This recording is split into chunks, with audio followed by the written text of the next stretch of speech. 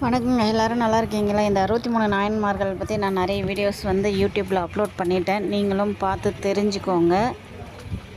முடிஞ்ச வரைக்கும் இதை எல்லாருக்கும் ஷேர் பண்ணுங்கள். எந்தெந்த ஊர்லேருந்து எந்தெந்த ஊருக்கு போகிறாங்க, எந்தெந்த ஊரில் நைட் தங்குறாங்க, எங்கே மதியம் இருக்க போகிறாங்கன்றது ஃபுல் டீட்டெயில் லாங் வீடியோவாக யூடியூப்பில் போட்டிருக்கேன். மிஸ் பண்ணாமல் பாருங்கள். நீங்கள் அந்த ஊரில் இருந்தீங்கன்னா 63 நாயன்மார்கள் மொத்தமாக ஒரே இடத்துல பார்க்குறது ரொம்ப பெரிய விஷயம். நீங்களும் பார்த்து இவங்களோட அருளை பெற்றுக்கோங்க. இவங்களுக்கு தொண்டு செய்கிறதா இருந்தாலும் நீங்கள் போய் செய்யலாம். இல்லை இந்த ஊர்வலத்தில் நீங்கள் கலந்துக்கலாம். பாத யாத்திரையில் நீங்கள் கலந்துக்கணுன்னாலும் கலந்துக்கலாம். 3, 7, 5, 15, 21 நாள் வரைக்கும் கலந்துக்கலாம். இல்லை முழுசாகவே நீங்கள் வெள்ளையங்கிரி வரைக்கும் போகிறதா இருந்தாலும் போகலாம். போய் பாருங்கள். சரிங்களா? திரும்ப சாயந்தரம் கிளம்பி கடலாடி போய் ஒரு ஊராக தங்கிட்டு போயிட்டு வெள்ளையங்கிரி நோக்கி போயிட்டு வெள்ளையங்கிரிக்கு போயிட்டுருக்கீங்க.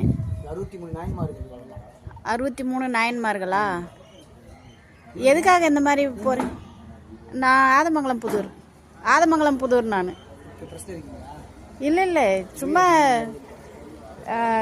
இன்ஸ்டாவில் யூடியூப்லாம் போடுவேன். அதுக்காக நல்லா இருக்கும். ஏன்னா தினம் பார்த்தீங்கன்னா எல்லாருமே ஒரு நாள் பாத யாத்திரையாக வரலாம். ஒரு நாள் வரலாம், 3 நாள் வரலாம், 7 நாள் வரலாம். உங்களால் முடிஞ்சு ஒரு நாள் கூட வந்தால் சந்தோஷம் தான். ஊருக்கு ஒரு நாள் வந்தாங்கன்னா நம்ம சிவனோட பயணிக்கலாம். எல்லோரும் இருந்து ஆண்டுக்கு ஒரு முறை வர்றது. 63 நாயன்மார்களும் பார்த்திங்கன்னா நம்ம கோயிலில் மட்டும்தான் பார்க்க முடியும். இப்போ வீதிக்கே வராங்கன்றதுனால மக்கள் பார்க்கணும் அப்படின்றதுக்காக நம்ம வீதிக்கே கொண்டு வரோம். இதோட அடுத்த வருஷம் வருவீங்க. மகா சிவராத்திரியை முன்னிட்டு நாங்கள் கொண்டு வரோம். மக்களுக்கு மகா சிவராத்திரி பற்றி எடுத்து வைக்கணும் அப்படின்றதுக்காக நாங்கள்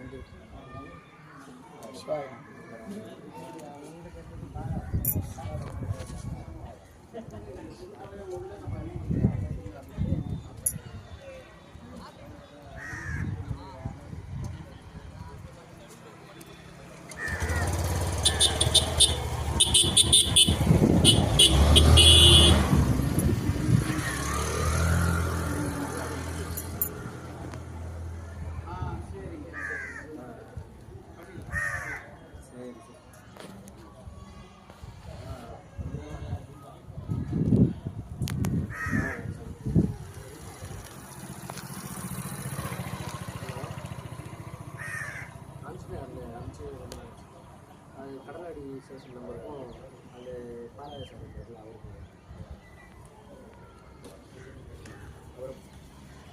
பாலாஜி சார்